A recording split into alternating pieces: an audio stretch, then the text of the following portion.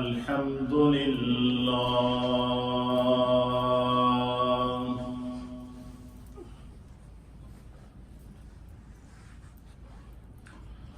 الحمد لله نحمده ونستعينه ونستغفره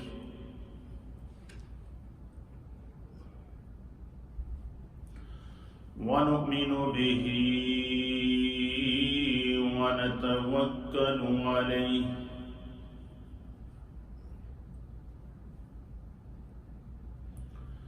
ونعوذ بالله من شرور أنفسنا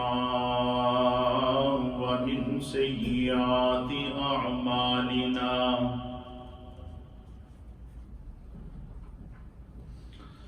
من يهده الله فلا مضل له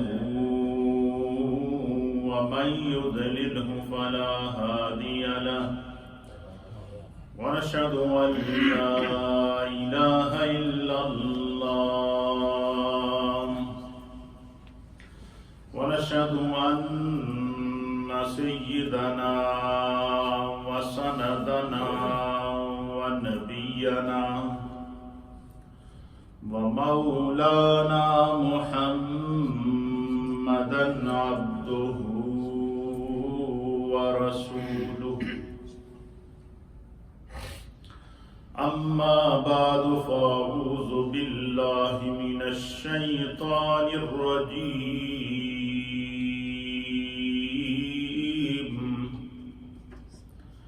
بسم الله الرحمن الرحيم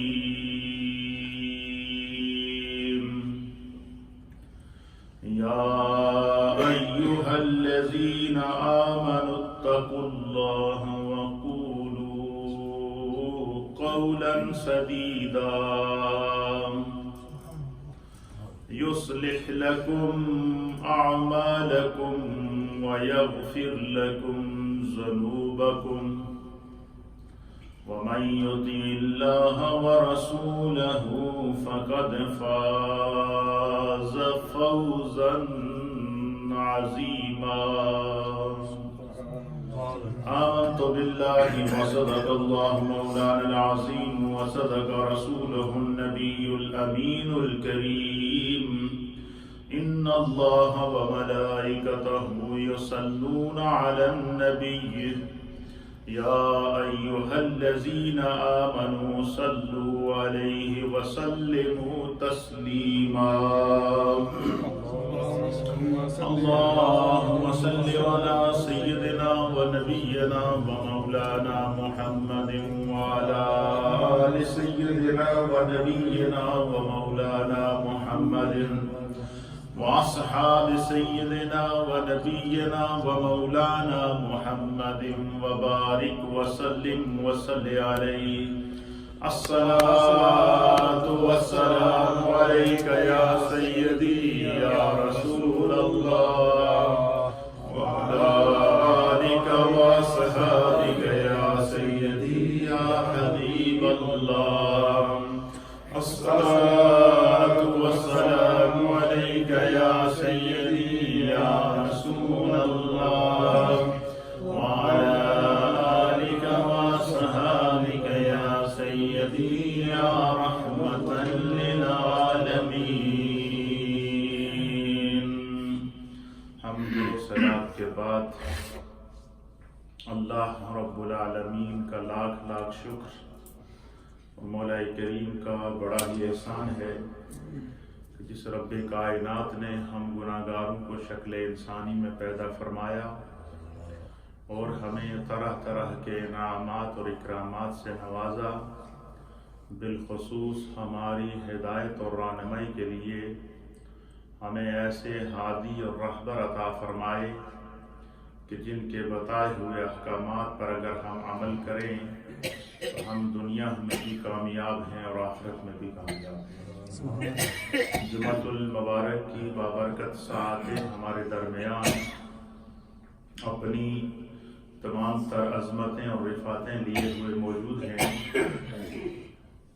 महबूब सुबहानी कुतुब रब्बानी शहबाज लामकानी हुजूर अश-शेख अब्दुल कादिर अल-जिलानी अल-हसनी वल हुसैनी अल-मारूफ हुजूर गौसे आज़म रज़ियल्लाहु ताला अन्हु की तालीमात और आपके अफकार और आपके दुरूस के हवाले से गुफ्तगू का सिलसिला जारी व सारी है।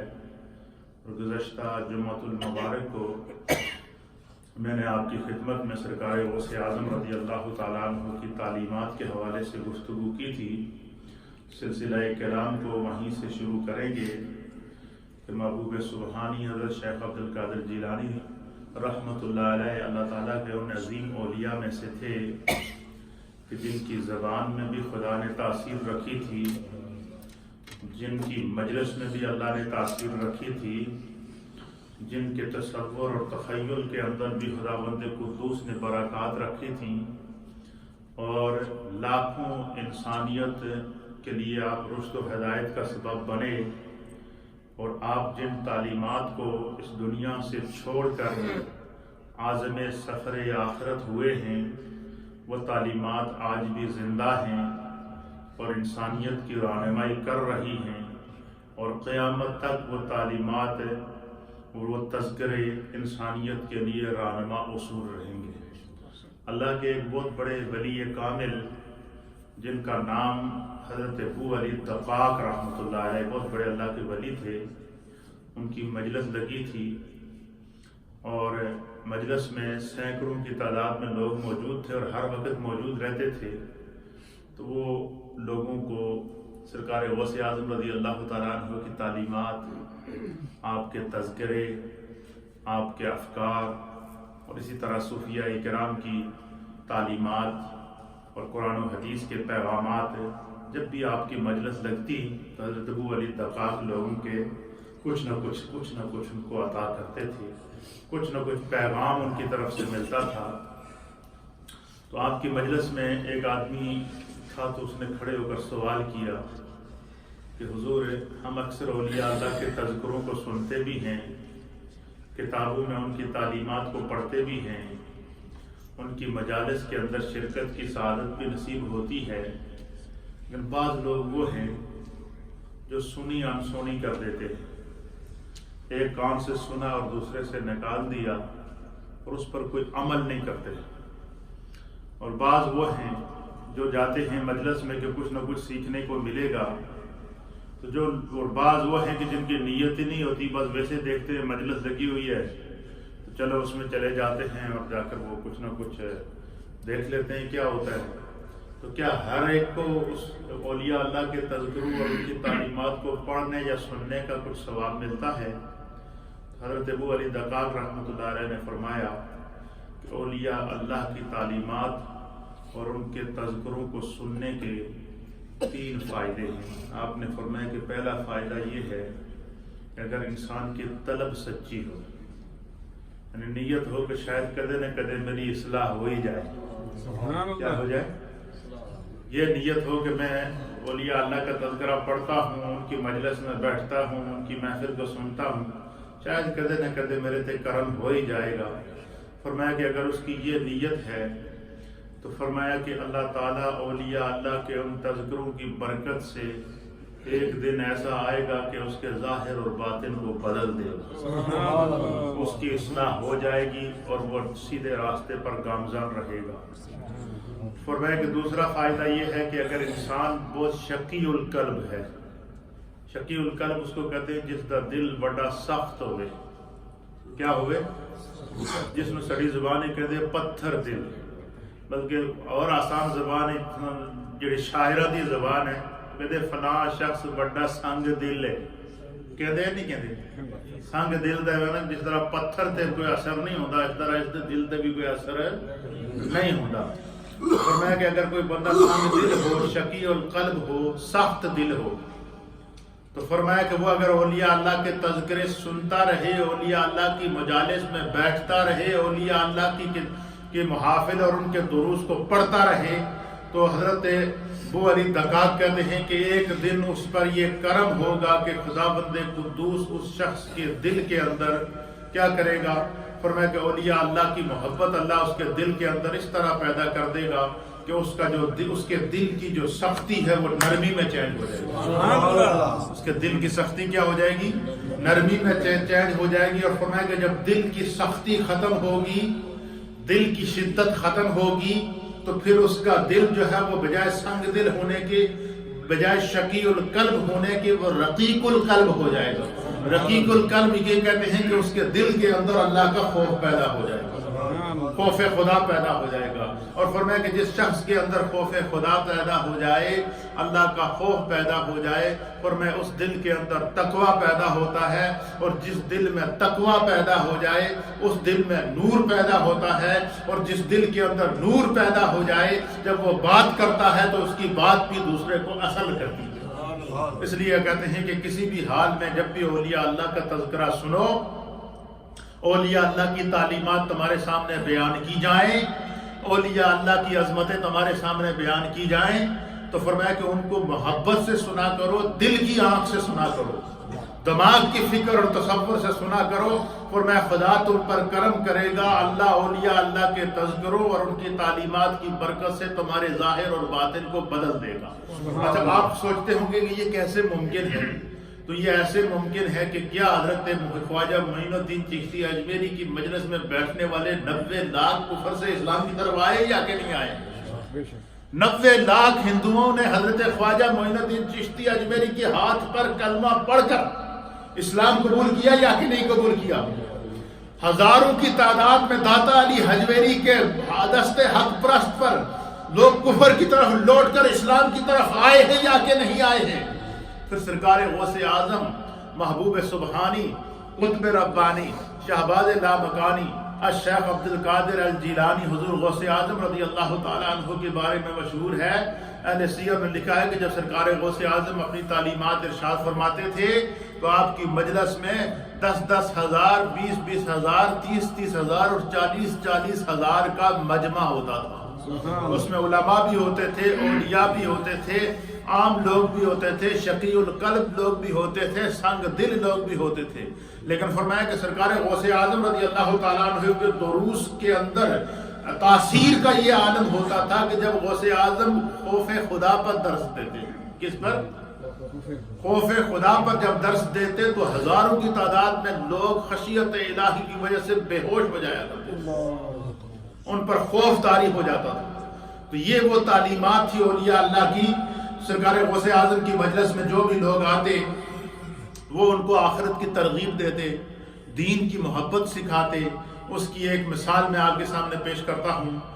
آپ کے ملفوظات کے اندر یہ بات لکھی ہے، سرکار غوث اعظم کی تعلیمات میں یہ بات لکھی ہے، اور اسی طریقے سے محدثین اور اہل سیر نے لکھا ہے کہ سرکار غوث اعظم کا مجمع بغداد کے ایک صحرا کے اندر لگا تھا، اور آپ نے جو دروس دیے ہیں، سرکار غوث اعظم کے جو دروس تھے، اس درس کا یہ درس نمبر 41 ہے، 41 نمبر درس غوث اعظم نے جو بغداد کے صحرا میں دیا، اور اس درس میں آپ کے سامنے اہل سیر نے لکھا ہے کہ 20,000 سے زائد اجتماع تھا۔ کتنا تھا؟ 20,000 سے زائد اجتماع تھا، اور غوث اعظم ان کو درس دے رہے ہیں، اور اس 20,000 کے اجتماع میں کوئی سپیکر سسٹم نہیں، کوئی ساؤنڈ سسٹم نہیں، ہر ایک انسان کے کان میں وہ آواز جا رہی تھی۔ اور نہ صرف وہ آج سے 1000 سال پہلے کے 20,000 کے اجتماع نے وہ بات سنی تھی، آج 1000 سال گزرنے کے بعد ہم نیو مدینہ مسجد بولٹن میں بیٹھ کر اس بات کو پھر دوہرا رہے ہیں۔ پتہ چلا کہ غوث اعظم کی تعلیمات جو نہ صرف لوگوں کے سینوں میں نقش ہوئی ہیں، قیامت تک کے لیے اللہ تعالیٰ نے ان کی آواز کو، ان کی تعلیمات کو امر کر دیا۔ کیوں امر کر دیا؟ کہ ان کا اپنا کچھ تھا ہی نہیں، سب کچھ خدا کے لیے تھا، اپنے آپ کو رب کے لیے وقف کر دیا تھا۔ اور جب بندہ خدا کا ہو جاتا ہے تو اللہ اس کی ہر شے کو کائنات کے لیے آنکھوں کا تارا اور نور اور سرور اور ذہن اور فکر اور تصور اور تخیلات کی ایک خوبصورت جو ہے وہ اللہ تعالیٰ اور اس کے لیے نشانی بنا دیتا ہے۔ تو آپ فرماتے ہیں لوگوں کو آخرت کا درس دے رہے تھے، اور دین کی جو بنیادیں لوگوں کے اندر کمزور ہو رہی تھیں۔ اب سرکار غوث اعظم لوگوں کو کس طرح فکر دیتے تھے، آپ کے درس کے اندر لکھا ہے کہ نبی آ کر فرماتے ہیں، سرکار غوث اعظم رضی اللہ تعالیٰ عنہ آپ فرماتے ہیں کہ जनाब सैयदुल आलमीन मोहम्मद रसूलुल्लाह सल्लल्लाहु ताला अलैहि वआलिहि वसल्लम के दीन की दीवारें पे दर पे गिर रही हैं। हज़रत गौसे आज़म कहते हैं कि मुझे जो मेरे खुदा ने नज़र दी है, वो नज़र कैसी दी थी? फरमाते नज़र तो इला बिलादिल्लाह जमआ का हर दलतिन अला हुक्म इत्तिसाली। फरमाते हैं कि जब मैं दुनिया के ऊपर नज़र दौड़ाता हूँ तो दुनिया के तमाम ममालिक मेरे हाथ की हथेली पर इस तरह नजर आते हैं कि जिस तरह हाथ की हथेली पर राई का दाना हो, यानी पूरी कायनात को अपने सामने देख रहा हूँ। आप फरमाते हैं सरकार गौसे आज़म के सामने हजारों का मजमा है, और सरकार गौसे आज़म ने जब पूरी कायनात पर नजर दौड़ाई और लोगों की बेहाली को जब देखा, लोगों की बदअमली को जब देखा, लोगों की दीन से दूरी को जब देखा, लोगों की राहजानी को जब देखा, लोगों की बेहयाई और उरियानी को जब देखा, लोगों के दीन के ऊपर बेअमली को जब सरकार गौसे आज़म रज़ी अल्लाह ताला अन्हु ने देखा, तो आप परेशान हो गए, पशेमान हो गए। और फिर वो सारा मंजर अपनी आंखों के सामने देखने के बाद उस मजमे में बैठे हुए लोगों को कहते हैं कि या माशर अल बगदाद, ए बगदाद दे रहने वालों, ए मेरे नबी दे गुलामो, इस वक्त जो चीज़ मैं अपनी आंखों के सामने देख रहा हूँ वो क्या है? सरकार गौसे आज़म फरमाते हैं, आप फरमाते हैं कि मोहम्मद अरबी सल्लल्लाहु ताला अलैहि वआलिहि वसल्लम के जो दीन की दीवारें हैं वो पे दर पे गिर रही हैं, उसकी बुनियादें बिखर रही हैं, और ये मैं अपने सामने देख रहा हूँ। किस वजह से गिर रही है? लोगों ने नमाजें पढ़ना छोड़ दी है, लोगों ने दीन पर अमल करना छोड़ दिया है, लोगों ने सुन्नत पर अमल करना छोड़ दिया है, सुन्नत लोगों से मफकूद होती जा रही है, लोग दीन से दूरी इख्तियार कर रहे हैं, बेअमली लोगों के अंदर बढ़ रही है, उरियानी लोगों के अंदर बढ़ रही है, एक दूसरे का एहसास लोगों में खत्म हो गया है, एक दूसरे के अंदर जो है वो जो दूसरों की मोहब्बत है और एहसास है वो खत्म हो चुका है। फरमाते हैं कि नबी पाक के दीन की दीवारें पे दर पे गिर रही हैं, उसकी बुनियादें बिखर रही हैं। ऐ बाशिंदगान ज़मीन, फिर कहते हैं, फिर इंसानियत को मुखातब करते हैं, क्या करते हैं? क्या बाशिंदगान ज़मीन, क्या ज़मीन पर रहने वाले इंसानों, आओ आओ, मैं अब्दुल कादिर जिलानी तुम्हें दावत देता हूं। क्या कहते हैं कि नबी पाक के दीन की दीवारें पे दर पे गिर रही हैं और दीन मुस्तफ़ा की बुनियादें बिखर चुकी हैं। ऐ बाशिंदगान ज़मीन आओ, जो गिर गया है उसे सब मिलकर मजबूत करते हैं। क्या करते हैं कि आओ, जो गिर गया है उसे सब मिलकर मजबूत करते हैं। आओ, जो ढह गया है उसे मिलकर दुरुस्त करते हैं। जो दीवारें गिर चुकी हैं उसे हम दोबारा तामीर करते हैं, जो बुनियादें बिखर चुकी हैं हम उनको दोबारा तामीर करते हैं, और दीन की जो बेअमली हम लोगों के अंदर फैल रही है हम उसको खत्म करते हैं। सुन्नत से जो दूरी हो रही है हम उसको दोबारा सुन्नत के ऊपर अमल करके दोबारा उसके तजदीद और अहया करते हैं। फरमाते हैं कि आओ मेरे साथ मिलकर नबी पाक के दीन की दीवारें दोबारा तामीर करें, उसकी बुनियादों को दोबारा उठाएं। आओ सुन्नत पर वापस अमल करें। हम जो सुन्नत से दूरी इख्तियार कर चुके हैं, आओ वापस नबी की सुन्नत को जिंदा करते हैं। हम जो सीरत मुस्तफ़ा को छोड़ चुके हैं, आओ अपनी जिंदगी में सीरत मुस्तफ़ा के रंग को वापस डालते हैं, अपने आप को सीरत मुस्तफ़ा के रंग में रंगते हैं। सरकार गौसे आज़म फरमाते हैं कि आओ सब मिलकर ये काम करें। फरमाया जब तुम मेरे साथ मिलकर ये काम करोगे तो अल्लाह और उसके हबीब का दीन मजबूत होगा और क़यामत तक के लिए दीन की बुनियादें फिर मजबूत हो जाएंगी। फरमाते हैं ये चीज़ एक से किसी एक का किसने नहीं करनी, हम में से हर एक ने अपनी जिम्मेदारी अदा करनी है। कहते हैं ये किसी एक का काम नहीं है। लोगों ने इस हद तक जब कहते हैं कि जब इज्तिमाई तौर पर बेअमली हो जाए, वो सिर्फ फरमाते हैं कि जब इज्तिमाई तौर पर बदअमली हो जाए, इज्तिमाई तौर पर उरियानी फैल जाए, इज्तिमाई तौर पर गुनाह फैल जाए, इज्तिमाई तौर पर गुनाह आम हो जाए, तो सरकार गौसे आज़म फरमाते हैं कि फिर उम्मत में से एक तबका ऐसा उठता है कि वो एक जमात बन जाती है, और वो जमात फिर मिलकर नबी के दीन को दोबारा जिंदा करती है, और उस दीन को तहरीक अहयाए दीन कहते हैं। इसी वजह से सरकार गौसे आज़म रज़ी अल्लाह ताला अन्हु के जहाँ और अलकाबात थे, वहाँ पे से आपका एक लक़ब मुहियुद्दीन था। क्या था? आप फरमाते हैं कि मैं सफर में जा रहा था, बगदाद की एक गली से गुजर रहा था, एक रास्ते से गुजर रहा था, ایک جنگل اور ویرانے سے گزر رہا تھا. سرکار غوث اعظم فرماتے ہیں کہ میں نے دیکھا کہ میرے سامنے ایک شخص ہے جو بالکل اس کی جسم کے اوپر صرف جلد ہے اور جلد کے اندر ہڈی ہے. یعنی اتنا سوکھا ہوا کہ اس کے جسم کہتے ہیں کہ اس میں اتنی جان نہیں ہے, اتنی طاقت نہیں ہے اس شخص کے اندر کہ وہ خود سے اٹھ کر بیٹھ سکے, اور وہ زمین پر لیٹا ہوا ہے اور صرف سانس لے رہا ہے, اور صرف اس کی ہڈیاں نظر آ رہی ہے اور اس کے اوپر جلد نظر آ رہی ہے, ماس نظر آ رہا ہے, اس کی جلد نظر آ رہی ہے اور کچھ نہیں, اور صرف اس کی رگوں کے اندر جو وہ سانس چلتا ہوا نظر آ رہا تھا. تو سرکار غوث اعظم رضی اللہ تعالیٰ عنہ فرماتے ہیں کہ میں نے اس شخص کو دیکھا کہ انتہائی نحیف ہے, نزار ہے, بالکل ڈوبا ہوا ہے, کار مذلت میں پھنسا ہوا ہے, اور بالکل اس کے اندر سانس لینے کی طاقت نہیں ہے, سانس لینے کی بھی اس کے اندر طاقت نہیں ہے. اور بڑی مشکل سے آنکھ کھول کے اس نے مجھے دیکھا, اور دیکھنے کے بعد اس نے مجھے کہا کہ یا عبد القادر, اے عبد القادر ذرا مجھے سہارا دے کر اٹھاؤ. کیا کہتے ہیں؟ میں نے ایک شخص کو دیکھا کہ بالکل نحیف تھا, نزار تھا, بالکل اس کا جسم ٹوٹا ہوا تھا, اور وہ اب خود سے کھڑا بھی نہیں ہو سکتا تھا, صرف زمین پر لیٹا ہوا سانسیں لے رہا تھا. تو مجھے اس نے کہا کہ عبد القادر کیا کرو, مجھے سہارا دے کر اٹھاؤ. تو غوث اعظم کہتے ہیں کہ میں نے جیسے ہی اس کو ہاتھ لگایا اور اس کو پکڑ کر اٹھایا, کہتے ہیں میں نے بڑا عجیب و غریب منظر دیکھا. میں نے دیکھا اس کی رنگت چینج ہونا شروع ہو گئی, اس کے جسم میں جان آنا شروع ہو گئی, وہ ایک تر و تازہ جسم ہو گیا, خوبصورت نوجوان کی صورت میں میرے سامنے کھڑا ہو گیا, اور اس کے چہرے کا بڑا خوبصورت, اس کے چہرے پہ نکھار نظر آ رہا ہے. کہتے ہیں کہ یہ منظر دیکھ کر غوث اعظم کہتے ہیں کہ میں بڑا پریشان ہوں. میں نے کہا یہ کیا ماجرا ہے؟ اس نے کہا کہ میں اے عبد القادر میں تیرے نانا کا دین ہوں, اور جس کو اللہ نے انسانی شکل میں ایک مثالی صورت میں تمہارے سامنے بھیجا تھا. فرمایا کہ نبی پاک کی امت نے اس دین کو اتنا کمزور کر دیا ہے کہ یہ خود سے کھڑا نہیں ہو سکتا. یہ اس دین کی بنیادیں اتنی گر چکی ہیں کہ یہ خود سے اس سہارے کے بغیر کھڑا نہیں ہو سکتا. اب تو نے مجھے سہارا دے کر اٹھایا ہے تو تو نے مجھے نئی زندگی عطا فرمائی ہے.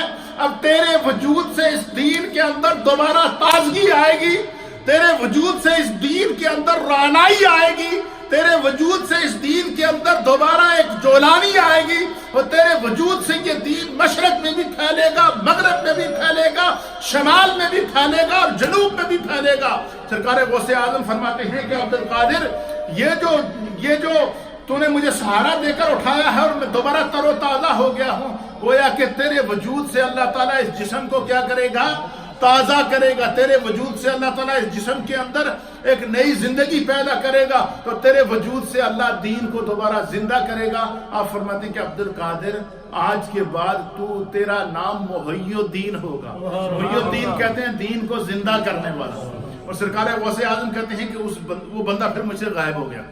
اسی وقت کیا ہو گیا, غائب ہو گیا. تو آپ فرماتے ہیں کہ میں واپس جب بغداد پہنچا, بغداد کی جامع مسجد میں پہنچا, جمعے کا دن تھا, اجتماع کثیر تھا, لوگ ہزاروں کی تعداد میں میرے استقبال کے لیے کھڑے ہو گئے, اور ہر ایک کی زبان پر تھا مرحبا یا محی الدین, مرحبا یا محی الدین, اے دین کو زندہ کرنے والے تمہیں خوش آمدید کہتے ہیں, ہماری طرف آؤ. سرکار غوث اعظم کہتے ہیں کہ نبی پاک کے دین کی بنیادیں گر چکی ہیں, ہم سب نے مل کر اس کو زندہ کرنا ہے. یہ تعلیمات غوث اعظم. پھر فرماتے ہیں کہ انسان تمہارے اندر احساس ختم ہو گیا ہے. کیا ہو گیا ہے؟ فرمایا کہ انسان کے اندر ہمدردی ختم ہو گئی ہے, انسان کے اندر احساس ختم ہو گیا ہے. ہر انسان یہ سمجھتا ہے کہ جو کچھ ہوں میں ہی ہوں. فرمایا کہ جب تک ہمارے اندر لفظ میں موجود ہے ہم تباہی کے راستے پر ہیں. فرمایا کہ جب میں کو ختم کر کے جب انسان یہ کہے گا کہ ہر شے میں تو ہی ہے, تیرا ہی جلوہ ہے, تیرا ہی کرم ہے, تیری ہی عظمتیں ہیں, تو فرمایا کہ جب انسان میں کو ختم کر کے اپنے رب کے جلووں کے اندر گم ہو جائے گا, تو فرمایا کہ پھر اس کے وجود سے اللہ خیر کو پھیلائے. اس لیے کہتے ہیں کہ دوسرے کے دکھ کو اپنا دکھ سمجھو. پھر غوث اعظم رضی اللہ تعالیٰ عنہ نے اس کے اوپر فرمایا کہ دوسرے کے دکھ کو اپنا دکھ سمجھنا یہ سنت مصطفیٰ ہے. کیا ہے؟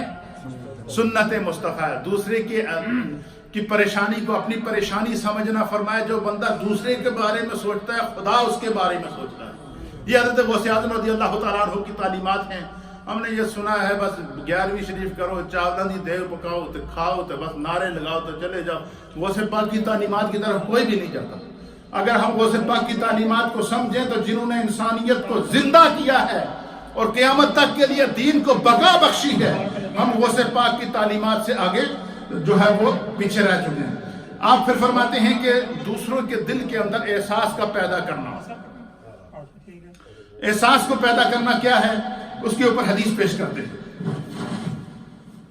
فرماتے ہیں کہ میرے آقا و مولا جناب سید العالمین محمد الرسول اللہ صلی اللہ تعالیٰ علیہ وآلہ وسلم کی حدیث ہے.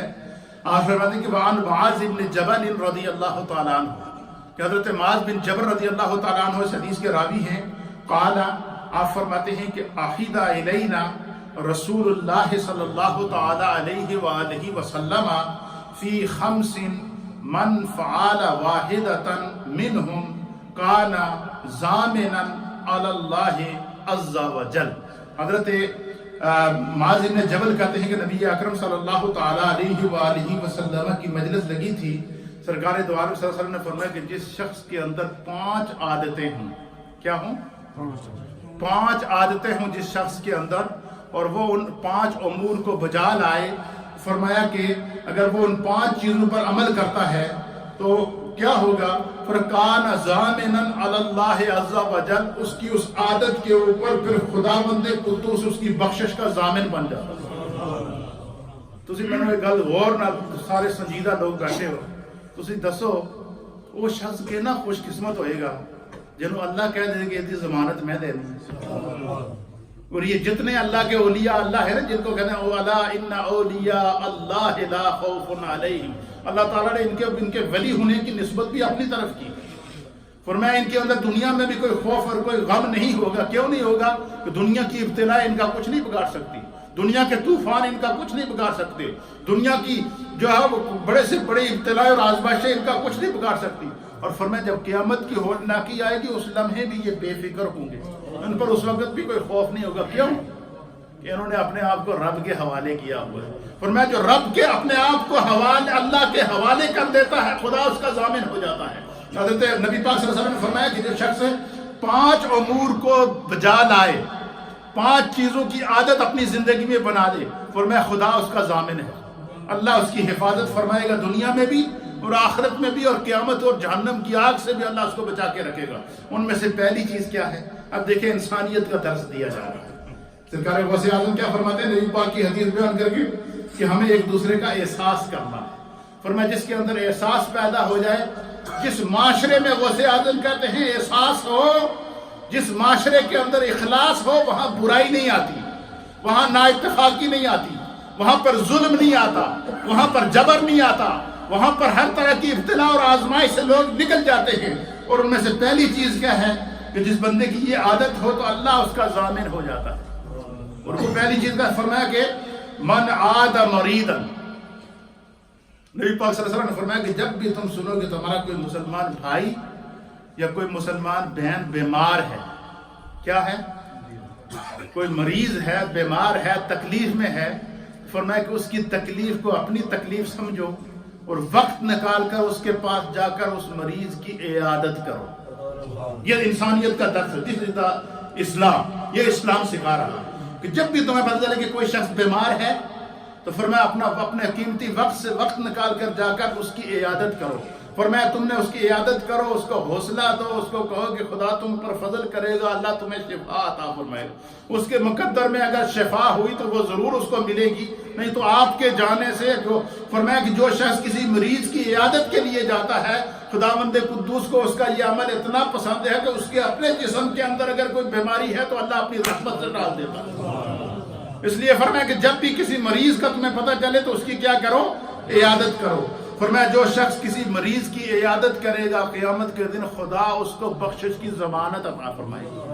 کتنا آسان نسخہ ہے بخشش کا میرے دوستو.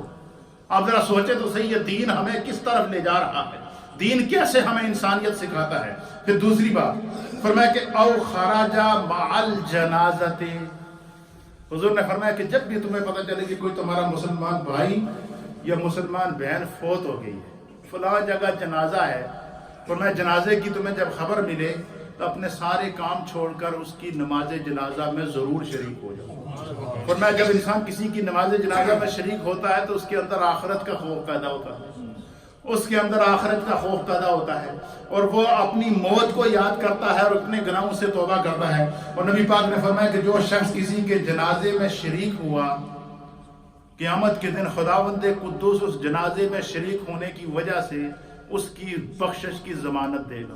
اب مجھے بتائیں کہ کسی کے جنازے میں شریک ہونے سے اگر ہماری بخشش ہو جاتی ہے تو جس کے جنازے میں ہم شریک ہوں گے کیا اس کی بخشش ہوگی یا نہیں؟ اس لیے حضور نے فرمایا کہ مومن کو اللہ نے پیدا ہی خیر کے لیے پیدا کیا ہے، چاہے وہ اٹھ سے اٹھے تو پھر بھی خیر کرے، بیٹھے تو پھر بھی خیر سوچے، سوچے تو پھر بھی خیر سوچے، بولے تو پھر بھی خیر بولے۔ یہ صوفیہ اکرام اور اہل تصوف کی تعلیمات ہے، اور انہی کی وجہ سے دنیا کے اندر اسلام کا انقلاب آیا۔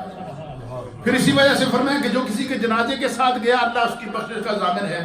فرمایا او خرج غازیا فی سبیل اللہ، فرمایا کہ کسی شخص نے اپنے ملک کی اور اپنے دین کی حفاظت کے لیے جہاد ہو رہا تھا، اور حاکم وقت نے اور حاکم وقت اور امام وقت نے اس کو پکارا ہے کہ بھائی اس وقت دین کی حفاظت کے لیے تمہاری ضرورت ہے، اب اس وقت اپنے کاروبار کو، مال کو، جان کو، اولاد کو نہ دیکھو، اللہ کے دین کو بچاؤ۔